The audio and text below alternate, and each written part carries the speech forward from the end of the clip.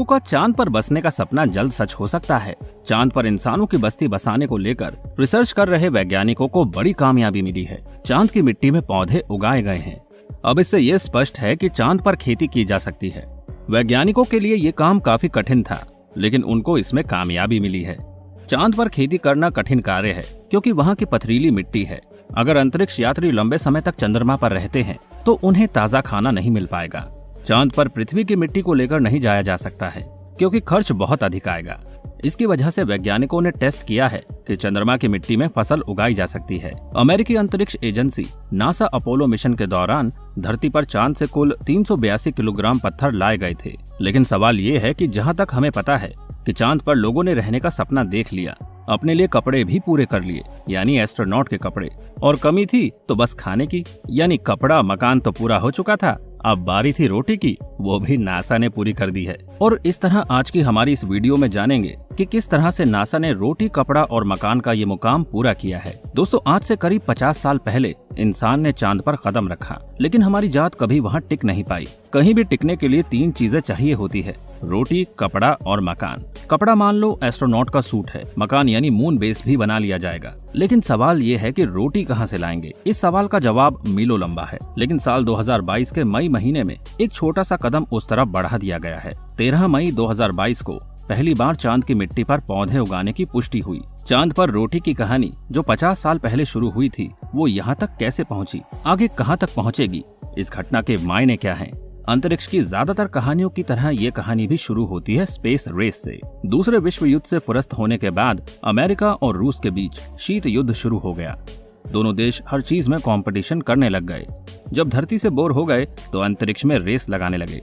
माहौल ऐसा खिंच गया कि देखा जाने लगा कि पहले कौन क्या करता है। रूस ने पहला अंतरिक्ष यात्री स्पेस में भेजा। अमेरिका को ये बात चिपरी लग गई। अमेरिका ने इंसान को चांद पर भेजने का टारगेट रखा और 1969 में अमेरिका ने ये करके दिखाया। 3 साल 1969 से 1972 में अमेरिका ने कुल 12 लोगों को चांद पर भेजा। रूस अपना एक भी आदमी चांद पर नहीं भेज पाया। 3 साल में अमेरिकी एस्ट्रोनॉट बोरा भर भर के सामान बटोर लाए। चांद से कुल 382 किलोग्राम चट्टाने, कंकड़, रेत, धूल और कोर सैंपल्स पृथ्वी पर लाए गए। चांद पर खुदाई करके लाए गए इस लूनर रिगोलिथ कहते हैं। लैटिन में लूना का मतलब होता है चांद। रिगोलिथ माने किसी ग्रह या उपग्रह की बाहरी सतह। लूनर रिगोलिथ का मतलब हुआ चांद से ऊपर से खोदकर लाई गई सामग्री। इसे भाषा की सहूलियत के लिए हम चांद की मिट्टी कहेंगे। नासा ने दी 12 ग्राम मिट्टी। चांद पर मनुष्य भेजने वाले इस प्रोग्राम को नासा ने अपोलो प्रोग्राम का नाम दिया। अपोलो प्रोग्राम के लोगों ने बड़ी दूर की सोच रखी थी। उन्होंने सोचा कि यार, आज तो हमारे पास कायदे की टेक्नोलॉजी नहीं है, लेकिन भविष्य में हम तरक्की करेंगे, तो ऐसा करते हैं, ये चांद की मिट्टी बचा कर रखते हैं और फ्यूचर में बेहतरीन टेक्नोलॉजी की मदद से इसको समझा जाएगा। 2022 में यही हुआ। यूनिवर्सिटी ऑफ फ्लोरिडा के कुछ वैज्ञानिक नासा के पास गए। इन वैज्ञानिकों ने कहा कि यार, अपोलो मिशन में जो चांद से मिट्टी लाए थे, उसमें से हमें 4 ग्राम मिट्टी दे दो। नासा से 12 ग्राम चांद की मिट्टी पाने के बाद ये फ्लोरिडा यूनिवर्सिटी के साइंटिस्ट काम पे जुट गए। उनको पता करना था कि क्या चांद की मिट्टी पर पौधे उगाए जा सकते हैं। महीनों के शोध के बाद जवाब मिला, हाँ, ऐसा किया जा सकता है। इस एक्सपेरिमेंट के लिए एक खास पौधे का इस्तेमाल किया गया, अरेबिडोप्सिस थैलियाना। इस पौधे का नाम आपने शायद ही पहले कभी सुना हो। इसके बारे में इतना जान लीजिए कि ये ब्रोकली और फूल गोभी का रिश्तेदार है। लेकिन इसी पौधे को क्यों चुना गया? क्योंकि ये एक ऐसा पौधा है जिसके ऊपर बहुत रिसर्च हो चुकी है। वैज्ञानिकों को इसके बारे में ऑलरेडी बहुत कुछ पता है। इसका जेनेटिक कोड भी रिकॉर्ड किया जा चुका है। तो किसी भी नए एक्सपेरिमेंट में इन पौधों में होने वाले बदलाव को बेहतर ढंग से स्टडी किया जा सकता है। इसीलिए चांद की मिट्टी पर उगाने के लिए इस पौधे को चुना गया। इस एक्सपेरिमेंट के लिए अपोलो 11, 12 और 17 मिशन की 1-1 ग्राम चांद वाली मिट्टी ली गई। ये तीनों मिशन चांद के अलग अलग इलाकों में लैंड हुए थे।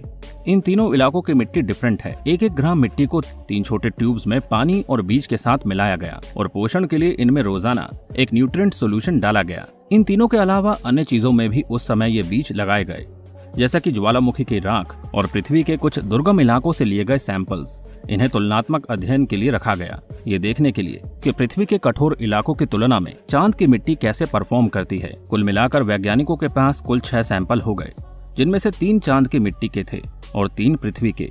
बीज रोपने के 2 दिन बाद ही ये सभी अंकुरित होने लगे। ये देखकर वैज्ञानिक बहुत खुश हुए।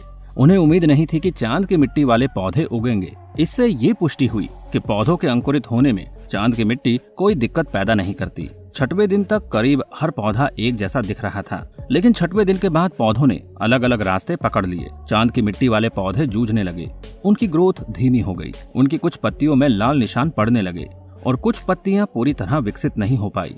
खैर, आधे और धीमे ही सही, लेकिन चांद की मिट्टी पर भी पौधे बढ़ रहे थे। खास बात ये थी कि चांद की मिट्टी के ही अलग अलग सैंपल्स अलग अलग प्रतिक्रिया दिखा रहे थे। अपोलो 11 का सैंपल बाकी 2 के मुकाबले कमजोर पड़ने लगा। ऐसा शायद इसलिए हुआ क्योंकि चांद के अलग अलग इलाकों में सूर्य से आने वाले रेडिएशन की मात्रा अलग होती है। इससे वहाँ की मिट्टी में फर्क पड़ता है। कुछ और दिन के बाद कोई भी नंगी आंखों से देखकर बता सकता था कि चांद वाले 3 पौधे बाकी 3 से अलग दिखाई दे रहे हैं। 20 दिन के बाद इन पौधों की जेनेटिक स्टडी की जाने लगी।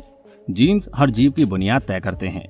वैज्ञानिक ये देखना चाहते थे कि पौधों में किस तरह के जेनेटिक बदलाव आ रहे हैं। जेनेटिक स्टडी से पता चला कि चांद की मिट्टी में लगे पौधे तनाव महसूस कर रहे हैं। इस तरह का तनाव तब देखा जाता है जब मिट्टी में बहुत ज्यादा सॉल्ट और हैवी मेटल्स होते हैं। आपको शुरू में अपोलो मिशंस के बारे में बताया था। उन अपोलो मिशंस के बारे में एक और फैक्ट ये भी है कि आखिरी अपोलो मिशन 1972 में गया है। उसके बाद नासा ने लोगों को चांद पर भेजना बंद कर दिया। अमेरिका के अलावा कोई और देश कभी चांद पर किसी इंसान को नहीं पहुंचा पाया। मतलब 50 साल से चांद पर कोई होमोसेपियन नहीं गया है, लेकिन अमेरिका दोबारा चांद पर जाने की तैयारी कर रहा है। नासा के इस प्रोग्राम का नाम है आर्टेमिस प्रोग्राम। चांद पर पहला मिशन साल 2025 में भेजने का प्लान है। पिछली बार अपोलो की तरह इस बार नासा चांद पर टहलने नहीं जा रहा। इस बार प्लान लंबा रुकने का है। We are going to the moon to stay. इस तरह के ट्वीट आ रहे हैं नासा की तरफ से। ऐसे में ये रिसर्च चांद पर भोजन और ऑक्सीजन की बुनियाद बन सकती है। सिर्फ चांद पर ही नहीं, बल्कि मंगल और बाहरी अंतरिक्ष में डेरा जमाने के लिए भी ये रिसर्च मददगार साबित होगी। इस रिसर्च का एक बोनस पॉइंट है, इस तरह के प्रयोग से खेती किसानी में इनोवेशन आस लगी रहती है। पृथ्वी के वो इलाके जहाँ कुछ भी उगाना बहुत मुश्किल है, जहाँ भोजन की कमी है, वहाँ इससे मदद मिल सकती है। ये समझने में मदद मिलेगी कि पौधे तनाव युक्त माहौल में कैसे फल फूल सकते हैं। तो दोस्तों, आप क्या कहना चाहेंगे चांद पर पौधा उगाने को लेकर? अपनी राय हमारे साथ जरूर शेयर कीजिएगा। तो मिलते हैं आपसे अगली वीडियो में। तब तक अपना ध्यान रखिए। Bye bye.